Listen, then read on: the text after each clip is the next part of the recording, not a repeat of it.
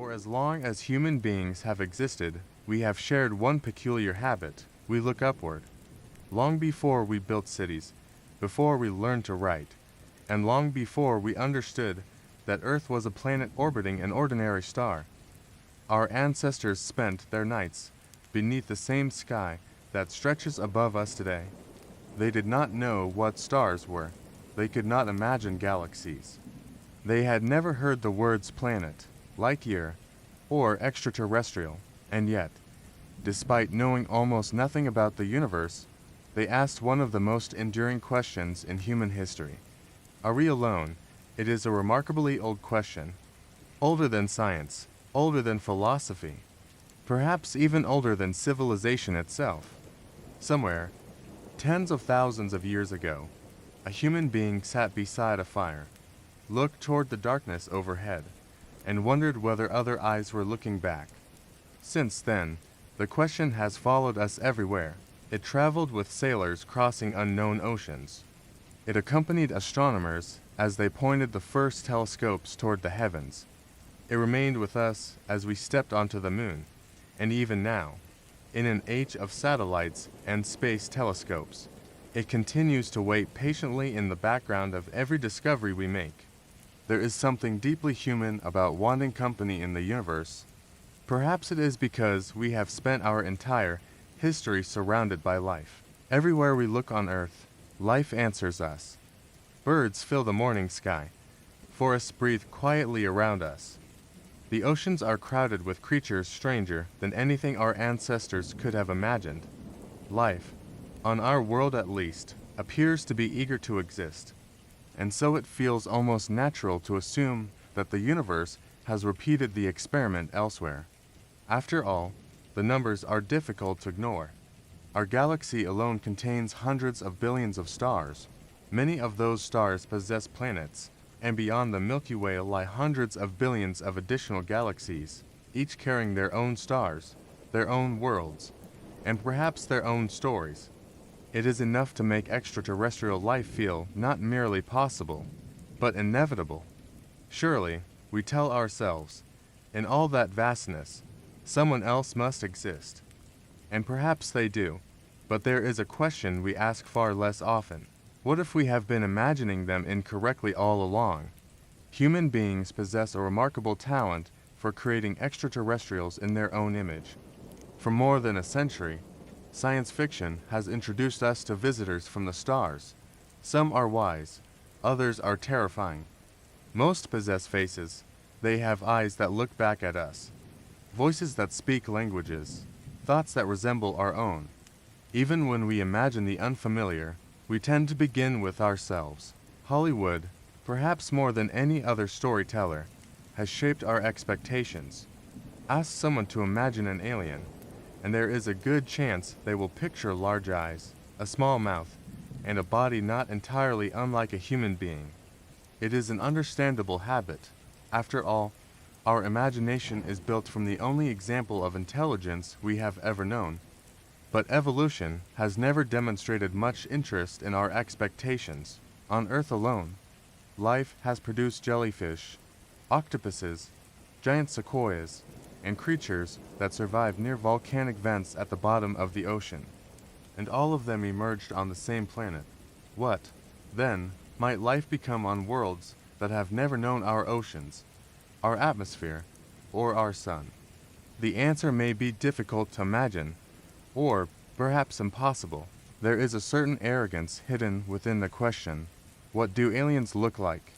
It assumes that alien life would necessarily present itself in a way that human beings could recognize, that it would occupy familiar shapes, that it would think familiar thoughts, that intelligence itself is something universal and understandable. But what if intelligence is stranger than that? What if consciousness can emerge in forms that bear no resemblance to anything we have ever encountered? What if extraterrestrials are not merely different from us, but so profoundly different that our minds struggle to even perceive them? This possibility is both unsettling and strangely beautiful, because it suggests that the universe may still possess mysteries greater than our imagination, and perhaps that has always been the case. For centuries, Every time humanity believed it had nearly understood the cosmos, the universe quietly revealed another layer of complexity. We thought Earth was the center of creation. It wasn't. We thought our galaxy was the entire universe. It wasn't. We thought planets were rare. They aren't. Again and again, the universe has reminded us of a simple truth. Reality is under no obligation to resemble our expectations, and perhaps nowhere is that lesson more important than in our search for other minds. Because the greatest challenge may not be finding extraterrestrial intelligence. It may be recognizing it when we do. As we continue this journey together, I would like to invite you to consider a possibility, not that we are alone, but that we may be surrounded by forms of existence so extraordinary, so unfamiliar, and so far beyond the limits of human experience that we have spent our entire history asking the wrong question. Perhaps the question was never, where are they? Perhaps the question has always been, are we capable of understanding them at all? There is a quiet assumption hidden inside nearly every question humanity has ever asked about the universe. We assume that reality is, in some fundamental way, understandable. That if something exists, we should eventually be able to observe it, measure it, and explain it. It is an understandable belief. After all, our species has been remarkably successful. We learned that the Earth moves around the Sun. We discovered galaxies beyond our own. We found planets orbiting distant stars. Again and again, curiosity has rewarded us. And yet, every so often, science offers us a humbling reminder. Human beings do not experience reality as it truly is. We experience only a small translation of it. At this very moment, countless things are happening around you that your mind will never notice. Radio waves are passing silently through the room. Particles from distant stars are crossing your body. Invisible light fills the darkness. The Earth itself is moving through space at extraordinary speeds. And despite all of this activity, your senses remain blissfully unaware. There is something almost poetic about that.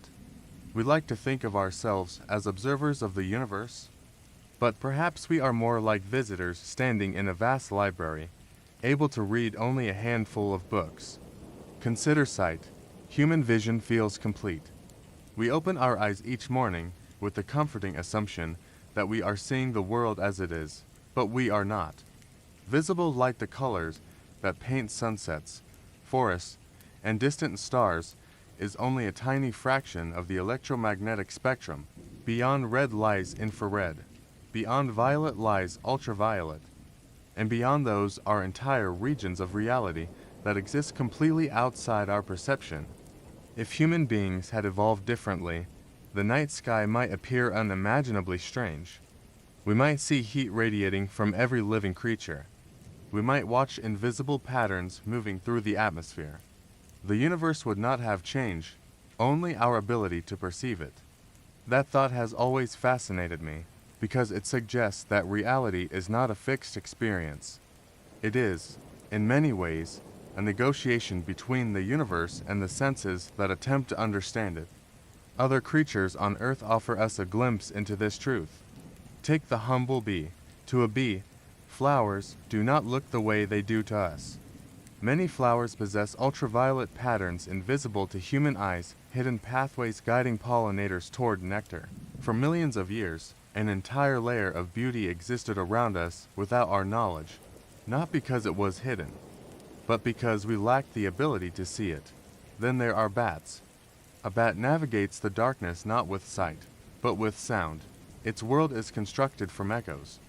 Imagine closing your eyes and perceiving the position, size, and movement of everything around you through sound alone.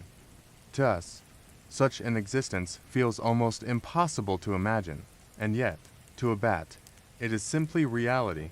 Octopuses present another mystery. They possess nervous systems so unusual that much of their intelligence remains difficult to compare with our own. A significant portion of their neurons exist not in their brains, but distributed throughout their arms. In a sense, each arm possesses a degree of independence. It is an elegant reminder that intelligence itself may not be limited to a single design. Earth, it seems, has spent billions of years experimenting. And if our own planet has produced minds as strange as octopuses, what experiments might the universe have conducted elsewhere? There is a tendency to assume that consciousness is a ladder, with humanity standing near the top. But perhaps consciousness is not a ladder at all. Perhaps it is a forest, a collection of different ways for the universe to become aware of itself, some through sight, some through sound, some through senses we have not yet imagined, and perhaps some through means we are fundamentally incapable of understanding. This brings us to an uncomfortable possibility. What if there are aspects of reality that the human mind simply cannot perceive? Not because we are unintelligent, but because every species is shaped by the environment that created it. Our senses evolved to help our ancestors survive on the African savanna. They were not designed to understand quantum mechanics. They were not designed to comprehend the true scale of the cosmos. And they were certainly not designed to recognize extraterrestrial intelligence. There is a certain humility in admitting this, because we often speak of science as though it is steadily revealing all the secrets of the universe. But perhaps science is doing something else. Perhaps it is slowly teaching us the boundaries of our own understanding. The history of discovery is filled with invisible things, gravity, magnetic fields, radio waves, microorganisms. For most of human history, these things existed without our awareness. The universe was not hiding them, we simply lacked the tools to perceive them. How many other invisible things remain? No one knows. And perhaps that question becomes especially important when we begin searching for other intelligences. Imagine, for a moment, a civilization that communicates using phenomena we have never learned to detect, or one that experiences time differently, or one that exists at scales too large or too small for human intuition to grasp. Would we even recognize its existence? Or would it pass silently through our observations, dismissed as something ordinary? There is a possibility, one both unsettling and beautiful, that extraterrestrials may not be hidden among the stars. They may be hidden behind the limitations of our own minds, not because they are intentionally avoiding us, but because evolution never promised that reality would be understandable. It only promised survival, and perhaps those are not the same thing. As you listen to these words, your brain is performing an extraordinary act. It is constructing an entire universe from incomplete information. A narrow band of light, a limited range of sounds, a handful of chemical signals, and from that, it creates the experience you call reality. But reality itself, reality may be infinitely larger. Perhaps there are colors we will never see, sounds we will never hear, forms of intelligence we will never recognize, entire civilizations existing in ways that lie forever beyond the reach of human experience. If that is true, then the search for extraterrestrial life becomes something much stranger than we imagined. It is no longer a search through space. It is a search through the boundaries of perception itself. And perhaps that is why the universe has remained silent for so long, not because no one is speaking, but because we are still learning how to listen. Human beings have a habit of imagining the unknown using familiar shapes. It is difficult not to. After all, every face we have ever loved has been human. Every conversation we have ever had has been with minds that evolved beneath the same sky, breathed the same atmosphere, and inherited the same ancient biology. So, when we imagine intelligence elsewhere in the universe, we instinctively begin with ourselves. We give extraterrestrials eyes because we have eyes. We give them voices because we have voices. We expect them to build civilizations, create art, and perhaps look back at us with the same curiosity we feel toward them. Even our strangest aliens tend to be surprisingly human. This is not a failure of imagination. It is simply the consequence of being human. There is an old saying among scientists and writers alike: the only example of life we have is Earth, and Earth, despite its extraordinary diversity, has given us a very narrow education. Every living thing we have ever encountered shares a common ancestor. From the smallest bacterium to the largest whale, every organism on this planet belongs to the same family tree. Life on Earth has spent billions of years experimenting with different forms, but it has always been working with the same chemistry, the same DNA, the same water, the same planet. What happens when those conditions change? That is where things begin to feel wonderfully strange. Imagine a world orbiting a dim red star. Its days last for months. Its oceans lie beneath kilometers of ice. Its sky has never known the color blue. Life there, if it exists, would not inherit the assumptions of Earth. It would grow beneath an unfamiliar sun. It would adapt to challenges we have never experienced. And over millions of years, evolution would write a story entirely its own. Here on Earth, evolution has already demonstrated that it possesses an extraordinary imagination. There are fish that produce electricity, mushrooms that communicate through vast underground networks, creatures capable of surviving in environments that would kill us instantly. Tardigrades, for example, can survive the vacuum of space for a limited time. Deep beneath the oceans, entire ecosystems flourish around hydrothermal vents where sunlight has never reached. Life, it seems, is remarkably unwilling to surrender. And if life on Earth can thrive in places once thought impossible, perhaps the universe has been conducting similar experiments elsewhere. Some scientists have wondered whether life could exist beneath the frozen surfaces of distant moons. Worlds like Europa and Enceladus hide vast oceans beneath layers of ice.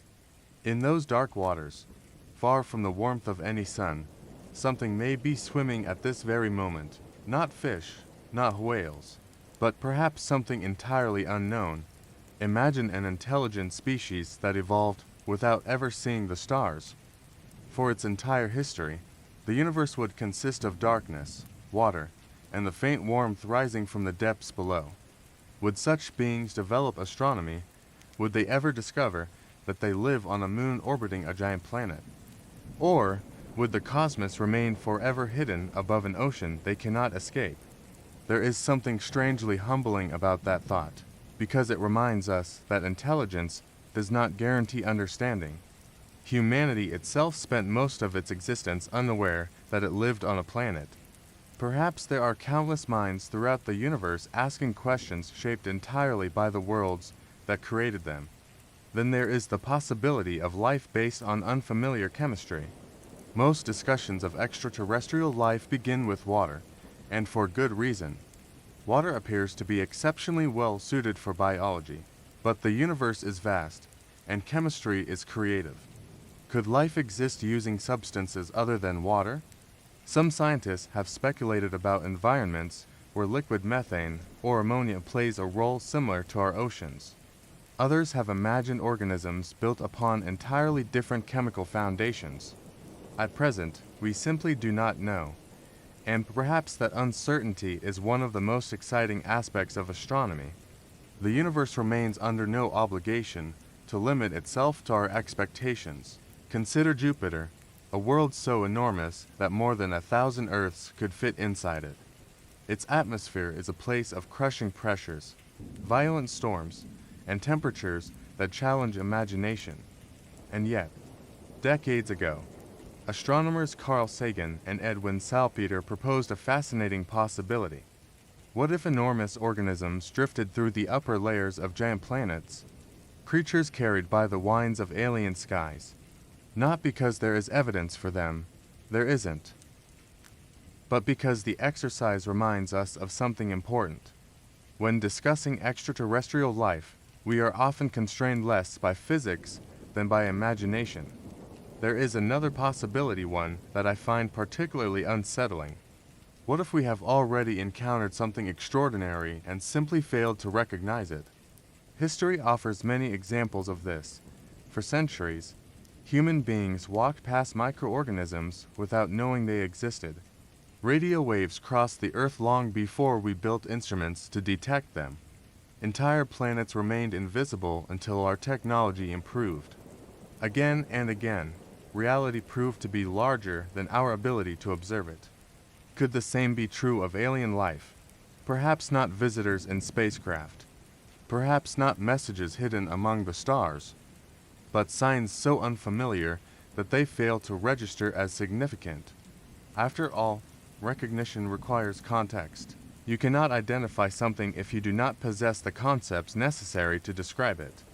Imagine showing a modern smartphone to a person from the year 1026. They would see an object.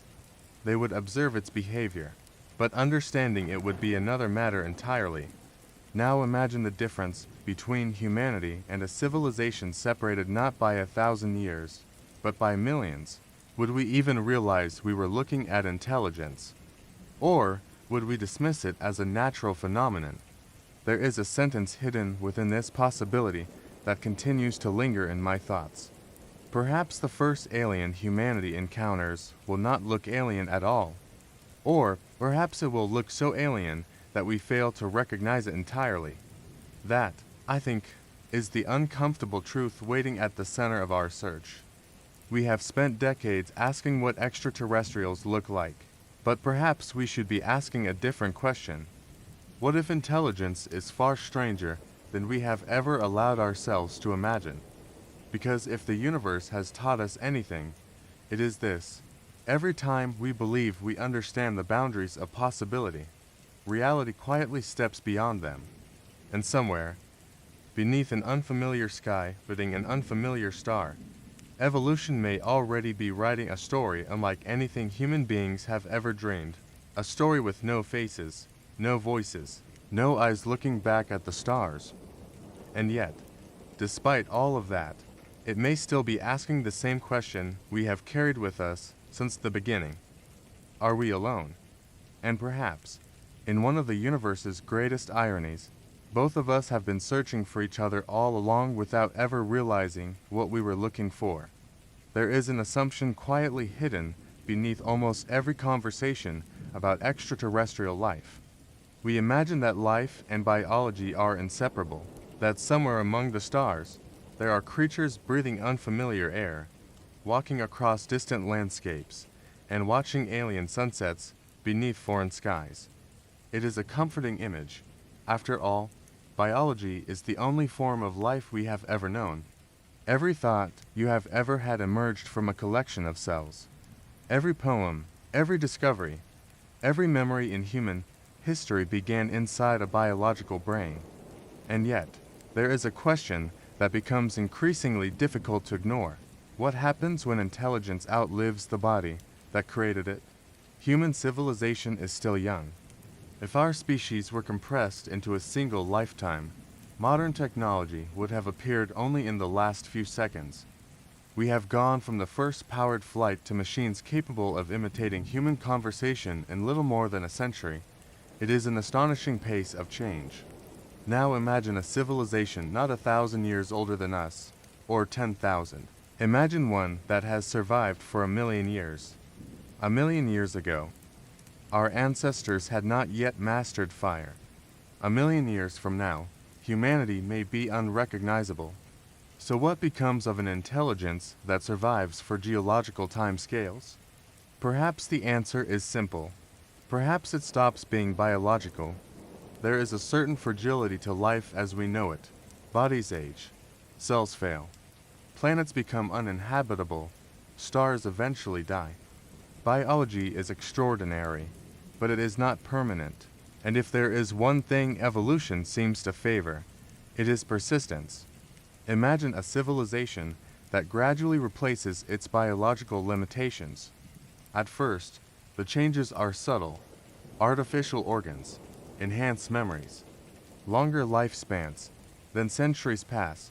Eventually, the distinction between organism and machine becomes difficult to identify. At what point does a species cease to be biological? No one knows, and perhaps there is no clear answer. After all, if every cell in your body were replaced one by one over time, would you become someone else? Or would you simply continue being yourself?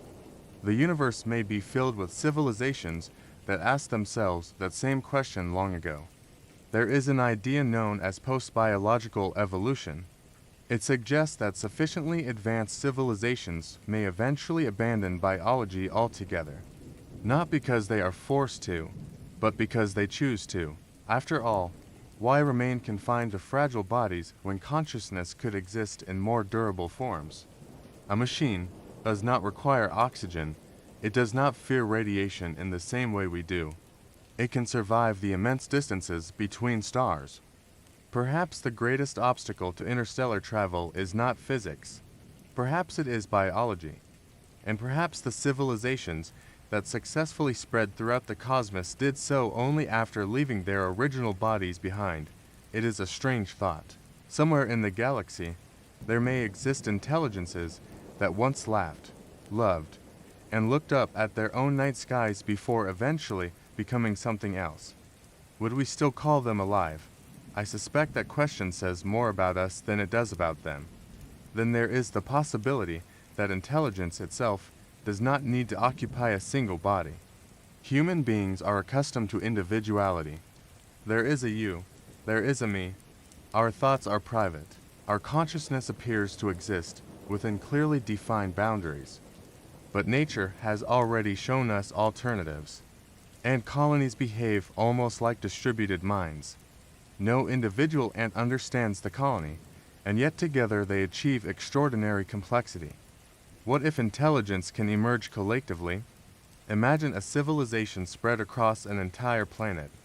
Billions of individual components acting together as a single consciousness. Not a society, not a government, one mind. A planetary intelligence thinking in ways impossible for us to comprehend. Its thoughts might take decades. Its memories might span millennia. And to such a being, humanity could appear as briefly as sparks rising from a fire. Then expand the idea further. Why stop at a planet? Imagine an intelligence distributed across thousands of star systems. A mind so vast that no single location contains all of it. A civilization existing not in one place, but everywhere at once. It is difficult even to describe such a possibility, because language itself begins to fail us. How do you speak about something that does not possess a body? How do you understand a consciousness larger than worlds?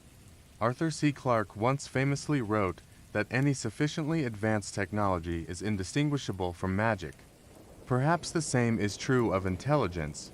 Given enough time, intelligence may become indistinguishable from nature itself. There is another possibility one I find particularly fascinating. What if advanced civilizations eventually become information? After all, every thought in your mind is, in some sense, information. Every memory, every experience, every aspect of your identity. Perhaps consciousness is not tied to matter, but merely expressed through it. If that is true, then sufficiently advanced beings may no longer inhabit planets or spacecraft. They may exist as patterns, as streams of information carried across the cosmos in ways we cannot yet imagine. And if that sounds impossible, consider this. At this very moment, your thoughts are emerging from electrical activity inside your brain. Matter has somehow learned to think. That alone would have sounded impossible once. There is something deeply humbling about all of this. For centuries, humanity has searched for extraterrestrials expecting visitors, creatures arriving from distant stars, ships descending through our skies. But perhaps intelligence does not move through the universe in the way we imagine. Perhaps it evolves beyond movement entirely. Perhaps the oldest civilizations no longer travel because they have learned to exist everywhere they wish to be. Or perhaps they have become so integrated with their surroundings that they are indistinguishable from the environments they inhabit. A sufficiently advanced intelligence might not resemble a traveler. It might resemble a phenomenon, a star behaving strangely, a pattern hidden within cosmic radiation, an arrangement of matter so subtle that we mistake it for nature. And perhaps that is the most unsettling possibility of all, not that extraterrestrials are absent, but that they have transcended the very categories we use to describe life. Because there comes a point at which words like organism, machine, and even civilization begin to lose their meaning, and beyond that point lies something we do not yet possess a name for. As we continue our search among the stars, I sometimes wonder whether our greatest challenge will not be finding intelligence. It will be accepting that intelligence may not need bodies, or planets, or perhaps even space itself. Somewhere in this universe, there may exist minds older than mountains, minds that have watched galaxies slowly change their shape, minds that no longer remember what it felt like to be biological, and if one of those intelligences were to observe us tonight, perhaps it would recognize something familiar. Not our bodies, not our technology, but our curiosity. Because maybe curiosity is the one thing intelligence never leaves behind. And perhaps, no matter what forms await among the stars, every mind in the universe begins the same way. By opening its eyes for the first time and asking, "What is all of this?" And perhaps, millions of years later, it is still asking. There is a quiet assumption hidden within almost every story humanity has ever told about first contact. Two species meet, they exchange greetings. They slowly learn one another's language. Eventually, they discover that despite their differences, they are capable of understanding each other. It is a beautiful idea, and perhaps, one day, it will even be true. But the universe has rarely shown much interest in making things easy, because before we ask whether extraterrestrials exist, we may need to ask a far more difficult question. If we found them tomorrow, would we even know how to speak to them? Human language is a remarkable thing. With a small collection of sounds and symbols, we describe love, grief, mathematics, and the birth of stars. We carry ideas from one mind to another with astonishing efficiency, and because language feels so fundamental to our existence, we often assume it is an inevitable consequence of intelligence. But is it?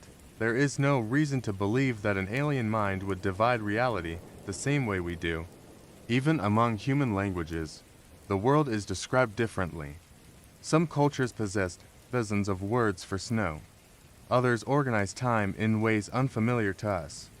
Some languages assign gender to objects, others do not. And these are differences among members of the same species, living on the same planet. Imagine, then, the challenge of communicating with a mind shaped by another world, a mind that evolved beneath a different sky, a mind whose ancestors faced entirely different problems. Would it possess anything resembling language at all?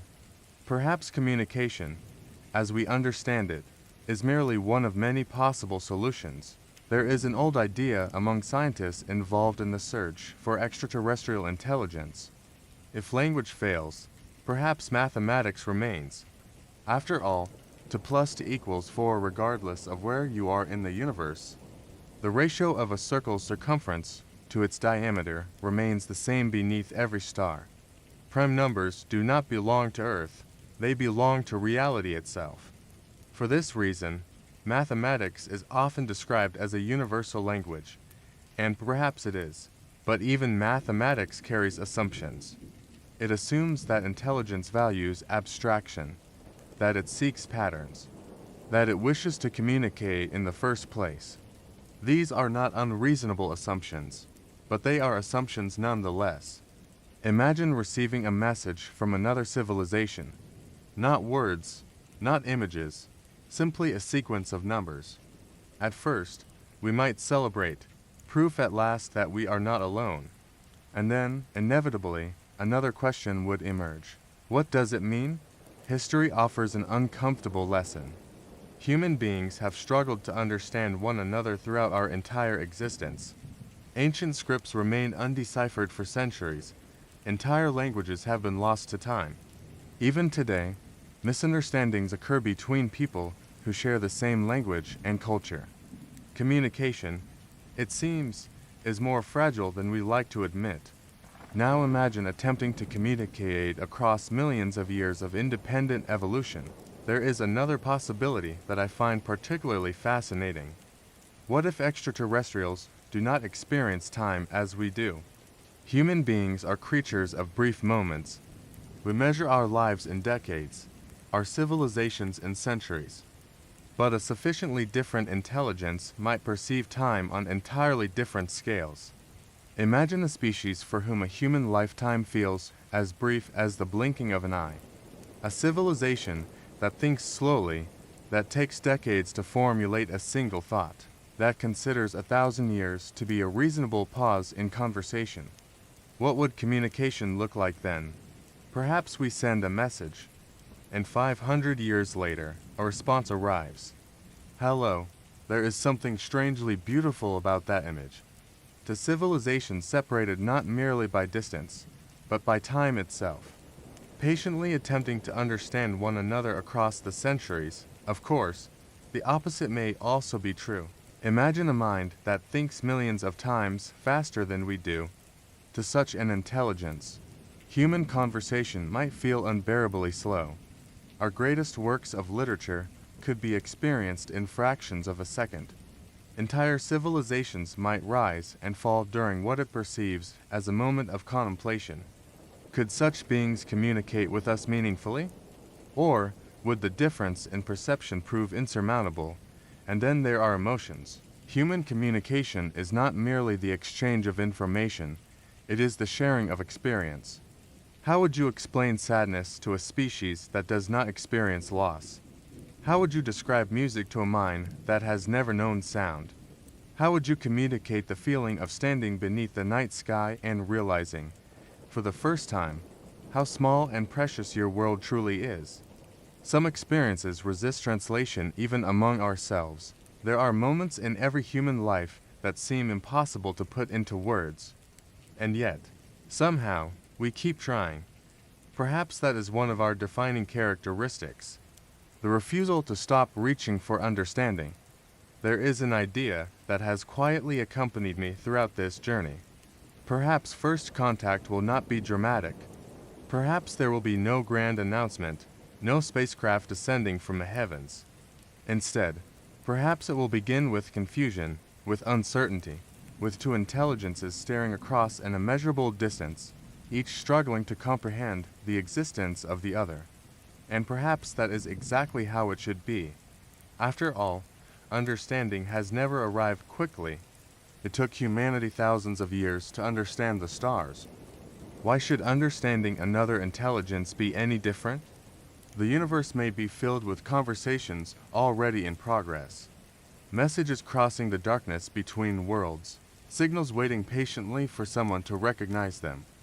And perhaps, somewhere among the stars, another civilization is asking the same question we are. Not are we alone, but if we find them, will they understand us? I find that thought unexpectedly comforting, because it suggests that confusion may itself be universal, that somewhere in this vast universe, another mind may also be wondering how to explain what it feels like to exist. And perhaps the first conversation between two civilizations will not begin with answers. Perhaps it will begin with silence, a long, patient silence, not empty, but full of possibility. Two minds, separated by unimaginable distances, slowly discovering that understanding is not something that happens all at once. It is something built, message by message, century by century, question by question. And perhaps that is enough, because even if we never fully understand one another, there is something extraordinary about knowing that somewhere, beyond the limits of our world, another intelligence once paused in the darkness and attempted to say, "We are here," and against all odds, eventually, someone answered, "We are here, too." There is a peculiar problem that emerges whenever human beings attempt to imagine the distant future. No matter how hard we try, our imagination remains tethered to the present. A person from the year 1026 could not have imagined satellites. They could not have imagined the internet, airplanes, or telescopes capable of observing galaxies billions of light years away. And yet, from our perspective, these things are not magic. They are simply technology. This raises an uncomfortable question. What would the achievements of a civilization 1,000 years ahead of us look like, or 10,000, or 1,000,000? There is a famous observation made by science fiction writer Arthur C. Clarke. Any sufficiently advanced technology is indistinguishable from magic. It is one of those rare sentences that becomes more profound the longer you think about it. Because magic, in many ways, is simply a name we give to things we do not yet understand. If someone from the Middle Ages witnessed a modern city at night, they might believe they had entered the realm of gods, lights appearing at the touch of a finger, voices traveling invisibly through the air, knowledge accessible in moments, the ability to see distant worlds without leaving home. And this gap separates us by only 1,000 years. Now imagine a civilization separated from humanity not by a millennium, but by an entire chapter of cosmic history. How do you even begin to describe such beings? Astronomer Nikolai Kardashev once proposed an interesting way to think about advanced civilizations. Rather than measuring intelligence, he suggested measuring energy. How much of the universe can a civilization use? Humanity, for example, has not yet reached Type 1 status. We do not fully harness the energy available on our own planet. We remain, in many ways, a young civilization. A Type 1 civilization would command the energy of an entire world. It would manage planetary weather, oceans, and resources with extraordinary precision. Natural disasters might become manageable problems rather than unavoidable tragedies. Energy itself could become so abundant that future generations struggle to understand why their ancestors once worried about scarcity. And perhaps, from their perspective, our civilization would seem wonderfully primitive. Then there is the Type 2 civilization, a civilization that has learned to harness the energy of its star. The scale of such an achievement is difficult to comprehend. Our sun produces more energy in a single second than humanity has consumed throughout its entire history. And yet, somewhere in the universe, there may exist civilizations patient enough and old enough to make use of it. This is where one of astronomy's most fascinating ideas appears, the Dyson sphere. Originally proposed by physicist Freeman Dyson, the concept is often misunderstood. Rather than a solid shell surrounding a star, it is better imagined an enormous collection of structures orbiting around it, capturing a fraction of its immense energy. Entire civilizations living in artificial worlds, illuminated not by distant sunlight, but by the star they have carefully embraced. Imagine looking into the night sky and seeing not a star, but evidence that someone had learned to rearrange the architecture of an entire solar system. Would we call such beings extraterrestrials, or architects? And if a civilization can harness a star, what prevents it from reaching further? A Type 3 civilization, according to Kardashev's scale, would command the energy of an entire galaxy. At this point, language begins to fail us.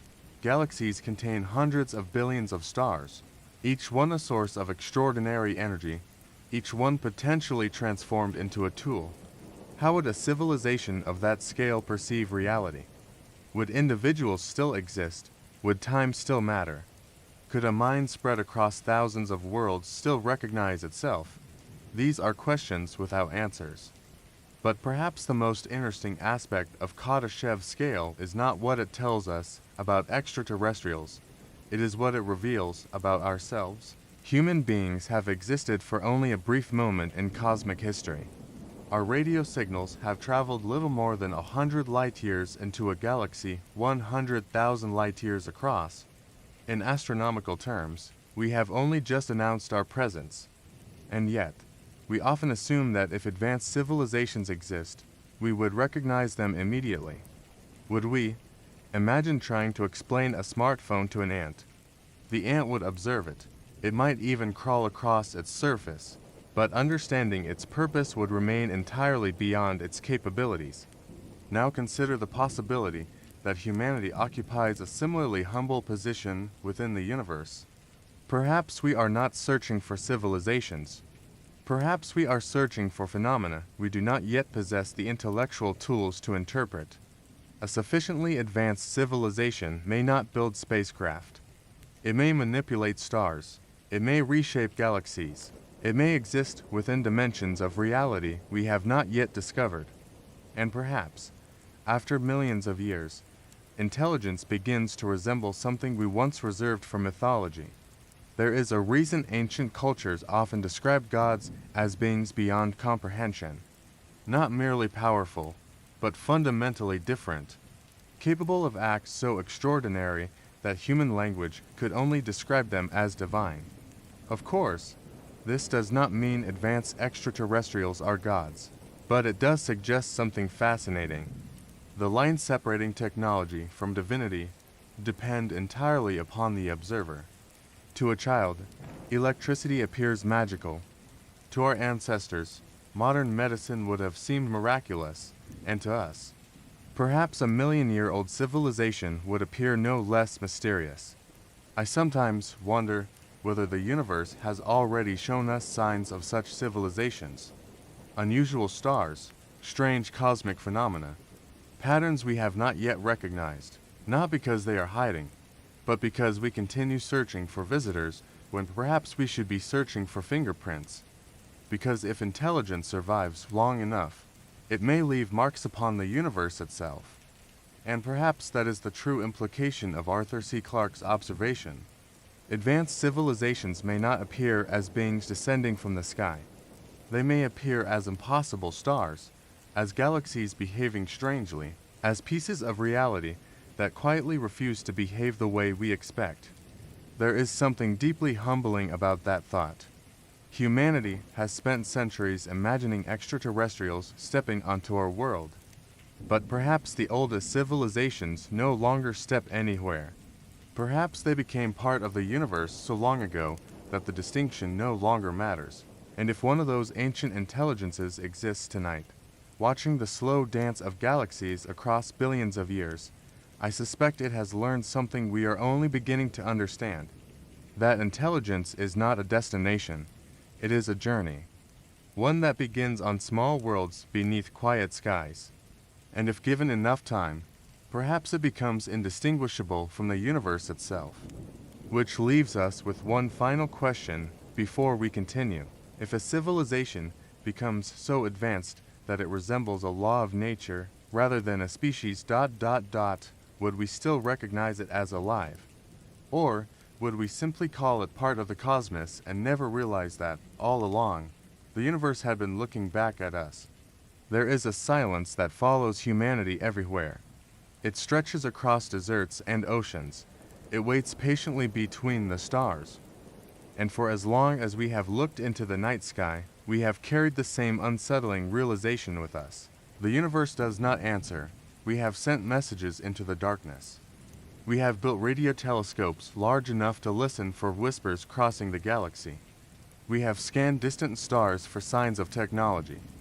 And, decades of searching, we remain exactly where we began, listening. This silence has a name, the Fermi paradox. It is named after physicist Enrico Fermi, who, during a casual conversation in 1950, asked a deceptively simple question: where is everybody? It is one of the shortest questions in science, and perhaps one of the most difficult, because when we look at the numbers, the silence becomes difficult to explain. Our galaxy is ancient. The Milky Way formed more than 13 billion years ago. The Sun is relatively young by comparison. There has been ample time for civilizations to emerge long before humanity ever appeared. Even if interstellar travel is slow, a sufficiently advanced species could, in theory, spread across an entire galaxy in a fraction of its lifetime.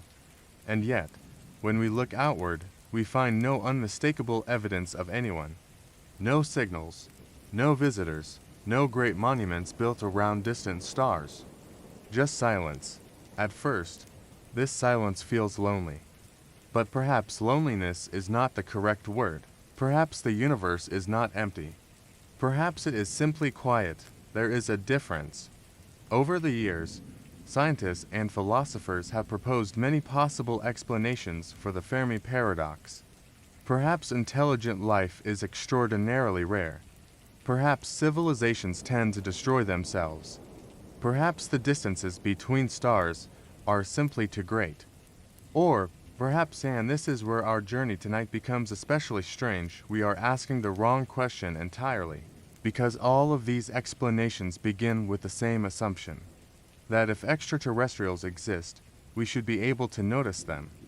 But what if that assumption is incorrect? There is an idea known as the zoo hypothesis. It proposes something both fascinating and unsettling. What if advanced civilizations are aware of us, but deliberately avoid interference? Much as humans observe wildlife from a distance, perhaps the universe has chosen to leave young civilizations undisturbed. It is, admittedly, a speculative idea. There is no evidence supporting it. And yet, it persists because it touches upon something deeply human. The feeling that we are being watched, not in a frightening sense, but in the sense that perhaps we are not the first intelligence to look up and wonder. Imagine, for a moment, that somewhere in the galaxy exists a civilization millions of years older than ours. To them, humanity might appear astonishingly young. Our radio signals have barely begun their journey. Our first steps beyond Earth are recent. Perhaps, from their perspective, we resemble children taking their first uncertain steps into an unimaginably large world. Would they reveal themselves? Or would they wait? It is impossible to know. But there is another possibility, one I find even more intriguing. What if extraterrestrial intelligence is not hidden among the stars? What if it exists alongside us, not beneath the oceans, not behind the moon, but woven quietly into aspects of reality we have never learned to perceive? This idea may sound fantastical at first, and perhaps it is. But consider once again how limited our senses truly are. Human beings perceive only a narrow slice of reality. There are frequencies we cannot hear, colors we cannot see, phenomena we cannot experience without the aid of instruments. For most of history, radio waves existed unnoticed. So did bacteria. So did entire galaxies. Reality has repeatedly demonstrated that it contains far more than our senses reveal. Could intelligence itself be among those hidden things? Imagine a form of consciousness existing in ways completely alien to our understanding, not made of flesh, not bound to planets, not communicating through signals we recognize. Would we detect it, or would it pass silently through our observations, mistaken for something ordinary? There is a sentence I have returned to many times while writing this journey. The universe is under no obligation to be understandable. Perhaps the great silence is not evidence of absence. Perhaps it is evidence of our limitations. After all, asking whether we are alone assumes that we would recognize company if it were present. And that may be a remarkably bold assumption. I sometimes wonder how many extraordinary things surround us unnoticed. Not just extraterrestrials, but mysteries in general. Humanity has a long history of mistaking ignorance for emptiness. Ancient maps labeled unfamiliar regions with dragons. Modern science tends to replace dragons with question marks. But the meaning remains the same. Something is here. We simply do not understand it yet. Perhaps, one day, centuries from now, our descendants will look back on us with affection.